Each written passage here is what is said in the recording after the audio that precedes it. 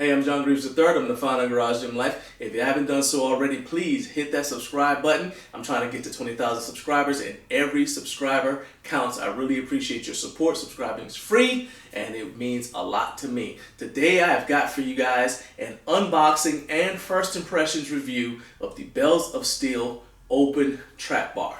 And the first thing you guys can see is the box is in rough shape, to the point where the UPS delivery driver even told me that he was willing to take it back if I didn't want it. But I decided to keep it because in real life, things don't always go as planned.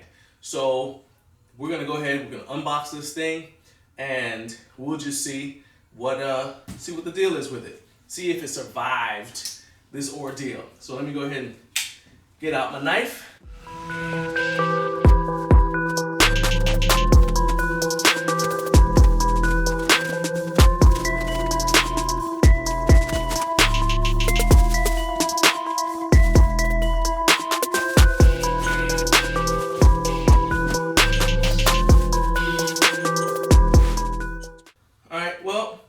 The box is in rough shape, but the bar looks like it survived the trip.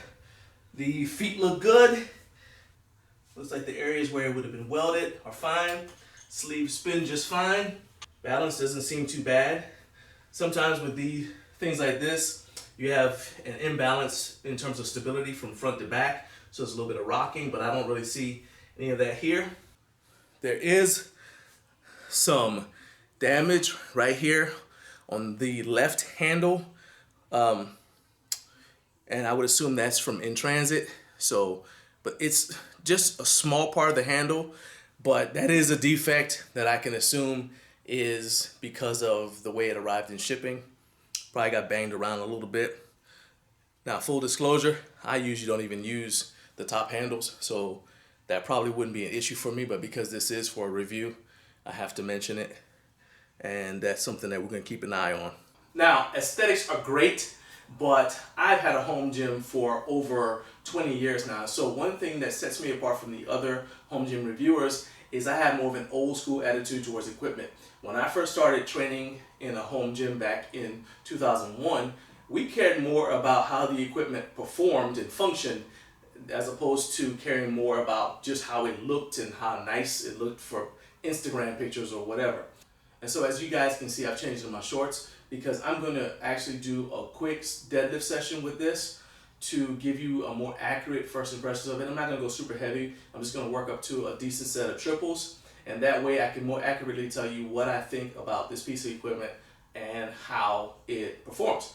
Now, first thing I'm going to tell you guys is that with this open trap bar, you guys see that it's standing up like this. And that's one of the advantages of it, because it allows you to load the weights on there without having to rig up some sort of barbell jack, okay? So, let's go ahead and see how that works. This is a 45-pound plate.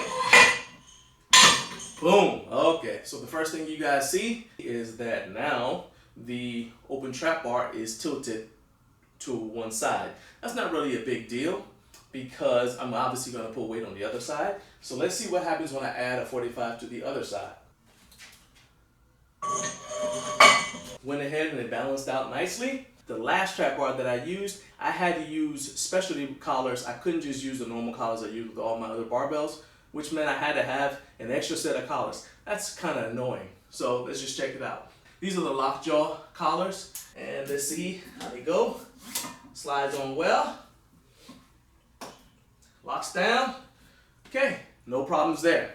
And now what's supposed to happen is, depending on which handles you want, you rotate it forward and roll it back, and that's how I'd be able to use the higher up handles. You guys see that because of the counterbalance, they're going to fall backward, but that's not a big deal. But it does mean that you need to make sure that you grab the center of the handle so that you make sure that you're not off balance. Okay?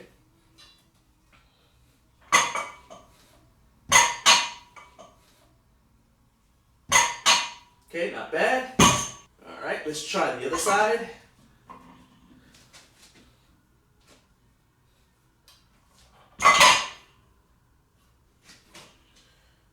Okay, step through. I see I'm gonna have to leave myself a little bit more room. I normally don't deadlift this way. I actually normally face the mirror, but for the purposes of the video, it's just better if I face this way. These are the handles I would normally use.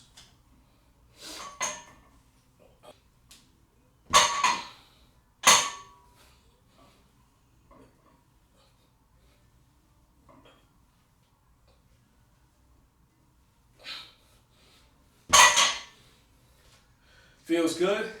I haven't put any chalk on my hands yet because I wanted to test the knurling just to see how I felt on my hands. Felt good, not super aggressive, but enough for me to know that it's there. That earlier ding that I mentioned is in a spot that I wouldn't normally grab the handles in anyway, so it doesn't really bother me. It may bother me later on, if I'm doing a different kind of exercise, but I'm gonna go ahead and put some chalk on my hands now for the next few sets. We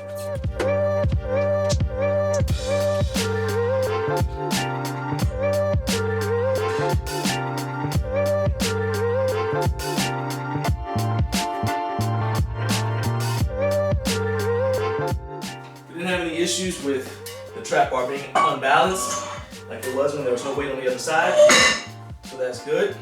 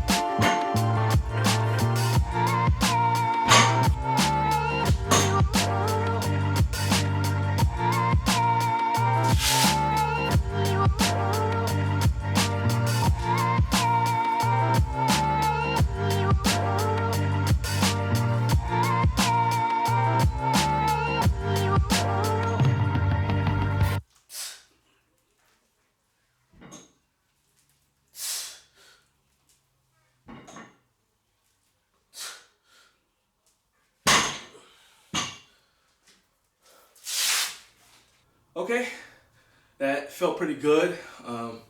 Like I said, I didn't want to go too heavy. That's just not where I am in my training right now. But I went up heavy enough that I didn't have to switch the straps, and that way I'd be testing the knurling and the trap bar instead of testing out my straps. In any case, I liked a lot about this bar. I liked the fact that it was really easy to change the plates.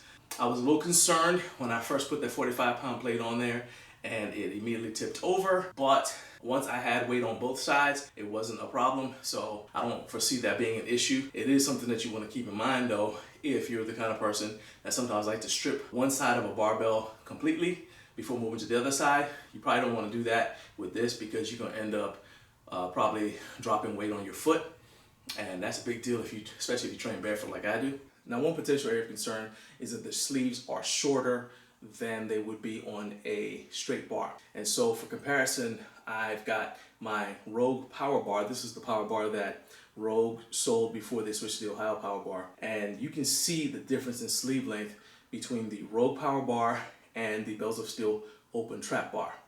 Now, one thing that Bells of Steel has done in order to sort of minimize the effect on your training by having shorter sleeves is they've made the plate block itself a little bit thinner. So if you look at the comparison between the Bells of Steel Open Trap Bar and the Rogue Power Bar, you see that the Bells of Steel Open Trap Bar plate block is right at about ½ inch, whereas the Rogue Power Bar plate block is a full inch. So by having that additional space afforded to you, because you've got a thinner plate block, Bells of Steel says that you're still going to be able to fit quite a number of plates on there.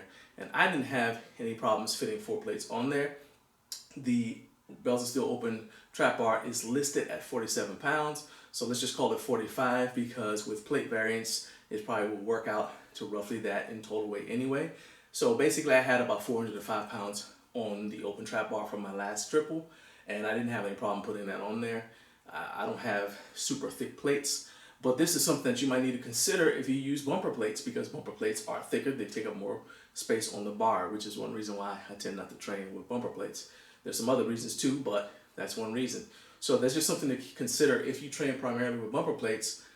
This may not be the trap bar for you because the sleeves are shorter. There are a couple other things that I want to try with this trap bar. I want to try it with farmer carries. I want to see how it does with RDLs. I would also like to try some of the pressing movements with it. A lot of people don't use their trap bar for pressing movements, but I think that that's neglecting half of the functionality of it. So I'm going to go ahead and try it out with some pressing movements, some floor presses, probably some bench presses, maybe some overhead pressing, just to see how I like it, see how the balance works. But for now, this is my first impression of it, and that it is a good solid piece of gear. Like I said, I just got it today. I've had it for less than 24 hours. So I'm going to give you guys a full review, more comprehensive, more in-depth later on. But for right now, as far as I'm concerned, the Bells of Steel open trap bar is a solid piece of gear. And if you'd like to purchase one, there is a link in the description for this video so you can get your hands on it.